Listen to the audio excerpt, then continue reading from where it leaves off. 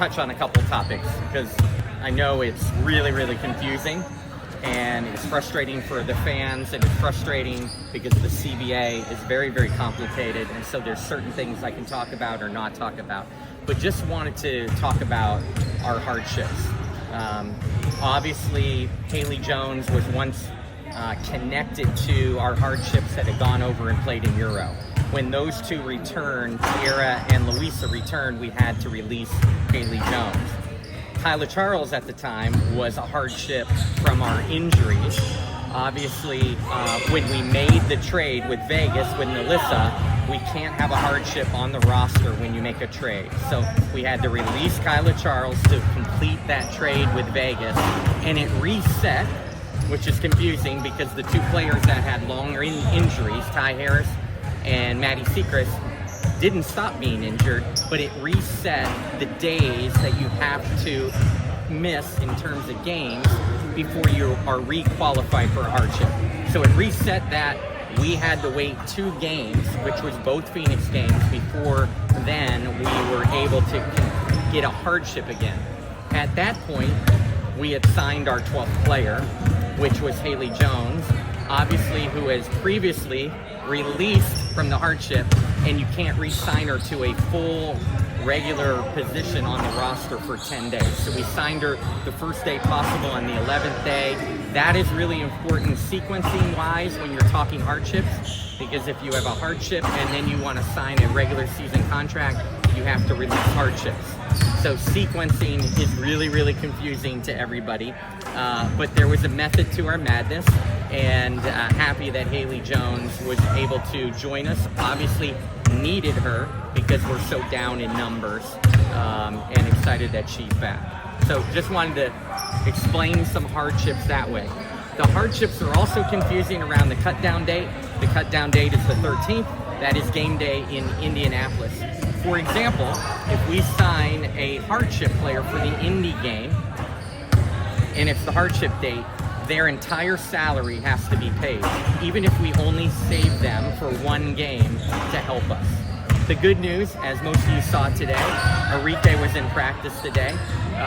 She is probable for our game in Indy, and it's great to have her back. Also, Dejanay was with us today in non-contact drills. In terms of their injuries, both have made great progress and continue to rehab and work to get back out on the court. Again, we look at Arike probable to give us a 9th player for our Indy game. Therefore, unlikely that we would sign a hardship for the Indy game due to the fact that their salary would be a full salary regardless if they play 1 game or played the rest of the season with us. Their entire salary would be in effect because of the cut down date. So moving forward, when you look at that Vegas game, the game before the All-Star break, again, we will be eligible for a roster hardship because of our long injuries. So we potentially could be signing a person before the Vegas game. Little update on our roster. And then would that contract be guaranteed then for the rest of the season? Now contracts after the midway cut down now turn into different type of contracts. Now we can start to do 7-day contracts, as you've seen through the years, and they're 7 days. So more than likely it would be a 7-day contract if we signed an additional player for the Vegas game. Do you already have a player in mind? Sure, we always have players in Can mind, you but let us know who there's that a might list be? of players that you have. If you go into any GM's office, they have hundreds of names on boards if you're ever in GM offices. So we are certainly talking with agents and preparing for that potential opportunity around the last game before the All-Star break. Do you have any concern with the ability for the team and the roster to continue to gel, even though you have these players going in and out? Yeah, and it's a good segue, Dorothy. It's like, we've played 15 of our 21 games with 10 players or less. You do the math. What's that math? I wrote it down. That's over 70% of our games we played with 10 or less. It's unfortunate. We played we're approaching 50% of the games with 9 or less. So I really, really want to shout out our players for being able to play shorthanded, a little bit of revolving doors with hardships. I give our coaching staff a lot of credit. We talked here a few weeks ago at the end of the first quarter of games, that first 11 games, not where we wanted to be, a disappointing 1-10 start. In this second quarter with 1 game to go, in the next 11 games, we're currently 5-5. At one stretch in this stretch, we're 5-4 over our last 9. We were 5-2 in a stretch. It's just a huge credit to our players playing through adversity. The next woman mentality, stepping up. I give our coaching staff a staying present and staying steady, knowing that many nights we've walked in undermanned. And lastly, I appreciate that they've made CPC a really tough place to play. 4-0 in our last 4 games at CPC. All 4, if the season ended right now, would be playoff teams. So just a real shout out in this second quarter of games. There's a lot of negativity, and certainly we're not where we would love to be. But what this group, players-wise, coaches-wise, have done this second quarter of games, just really proud of them to keep grinding. And now look forward to getting Arike back and ultimately Didi back. But the unintended consequence for me as a GM with these injuries is our rookies have gotten an opportunity. We started 4 rookies the last few games. That's the first time 4 rookies have started in this league in 25 years. That's 25 years. No team has started 4 rookies, and we were able to beat that Phoenix team at home, starting 4 rookies. Obviously didn't have as much success back at Phoenix, but the unintended consequences, giving those rookies a lot of opportunity. You've seen JJ thrive, been in double figures 4 straight games. You've seen Isaiah be in double figures 7 of the last 8 games. We now have 4 true rookies in the top 14 of rookies in scoring in this league. I think Isaiah is the 4th highest scoring drafted rookie from this year's drafted class. So just really pleased. The unintended consequence in an injury-filled season is having these rookies learn by fire. And I think they show you the potential and where we're going to grow in the future as them a part of it. So proud of them that way. I'm not sure if you can comment on this, but as you look ahead to a new CBA, your experience and your position, is roster expansion a priority you think should be? Yeah, I can't, I've always advocated for a roster expansion. Obviously can't speak on the new CBA. Certainly I experienced as a GM all those years in Connecticut. We always seem to have a major starter injury. But we were able to absorb one major injury, and we were able to do great things. From Chanae's injury 1 year to JJ opting out on the bubble to Alyssa Thomas missing a whole season to Jasmine Thomas missing a whole season. We were able to still be very successful, advance the semis, advance the finals, play for championships when we had one injury. When I moved to LA and had the type of injuries that we're having here, it's really, really hard to absorb. When you think about our recent games, Ty Harris, a Maddy Secrets, an Arike, and Didi out, when you looked at those 4, we would have gone into the season saying those are 4 of our top 7 players in the rotation. It's really hard for any team to absorb that. So again, a lot of grace, a lot of positivity to our coaches and players playing through this. One of the ways maybe this takes, instead of all the nuances that fans and the Twitter world don't understand, all these hardships and the people coming and going, is roster expansion. Maybe that takes away some hardships, but not my place to talk about where the CBA will end up here soon. You mentioned Arike and Didi's progress. Where are we with Maddy Secrets at this time? Yeah, doing really well. As you see, she's form shooting a lot. Obviously still a ways away with her rehab, but ultimately then there'll be a ramp up back to play. But we're really pleased on where she's at. I think she's ahead of schedule, but we're still weeks away. We've added 4 more games this year. But we've added 4 more games this year. How do you feel about the scheduling and just how everything is kind of? Yeah, I think the cadence of games is very difficult, and you got to manage that. But it's great for our league. Obviously, I'd love the footprint to expand, but it's only going to get larger, as we add more teams, and excited about the potential that our calendar could get longer. But it's a priority. It's really hard to practice in this league.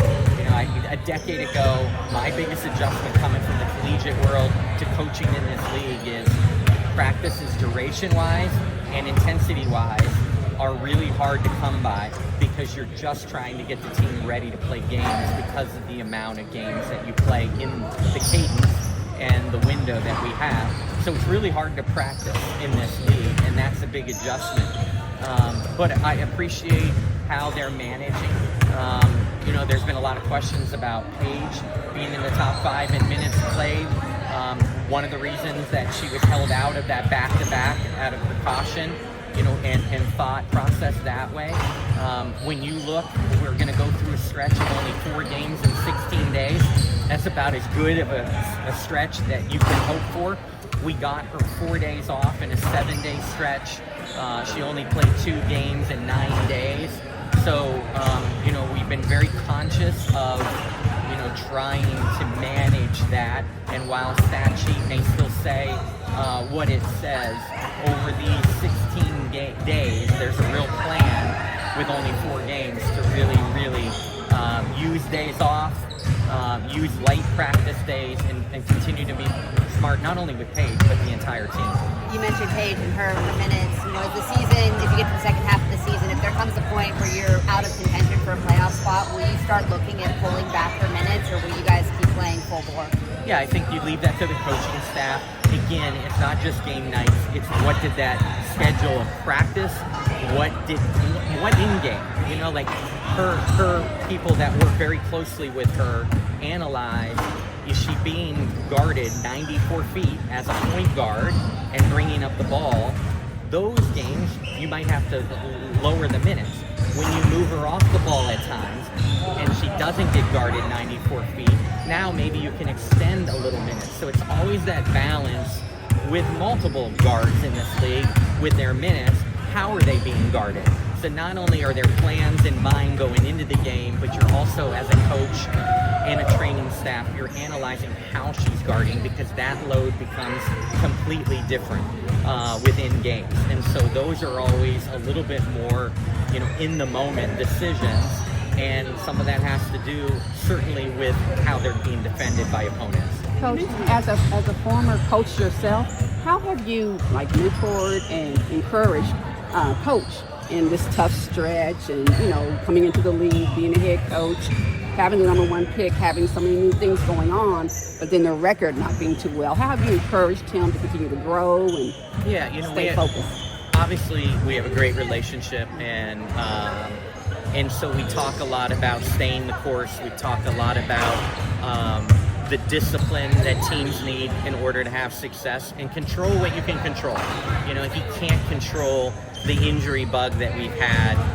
He can't control the hardships that the front office is bringing in and out. Control what you can control, continue to grow, continue to encourage the rookies. He's much more level-headed than I am. I was a very emotional coach, still would be a very emotional coach. And so I give them a lot of credit. While it doesn't always equate in the wins and losses, you can see the bond that this group has. You can see them getting better. And now, hopefully in those moments, it equates to some wins and losses. But there's a very level-headed approach right now behind the scenes in the organization. This kind of connects to Dorothy's question, but you had mentioned just a lot of chatter online. What do you just make of some of the criticism that's been going around on Twitter? One more time. What do you just make of some of the criticism that's just been going around on Twitter about Chris, about the teams? Yeah, I don't even think Chris is on social media. You understand it.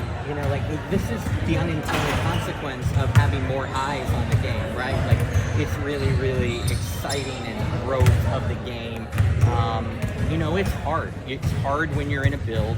It's hard when, eyes a lot of times are on the future or understanding. But, the injuries with this group, the players that were going to be in the top 6 or 7 that haven't been able to play, and then us still playing really competitive basketball, winning basketball this second quarter of games is encouraging. And so, it just comes with the territory.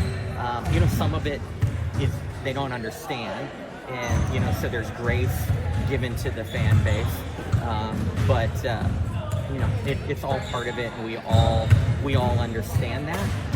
But you also, I will tell you this, this organization understands what we're undergoing and where we're at and what we're doing. So the noise is noise. We're less involved owners, less involved decision makers in organizations. They can let noise affect change. I was affected by that because of the noise. The noise won't affect decisions within this strong organization. And bouncing off that, most of last year's first-round draft is on a second coach. Did you feel like there is more pressure on coaches now, kind of right away? Yeah, I think the culture that we're always in is in a win now culture. Obviously, it's really important to build, and everybody wants to be at the top, but you have to be smart about your build. But yeah, we're always going to be in a win now culture for sure. Thank you guys. Thank you.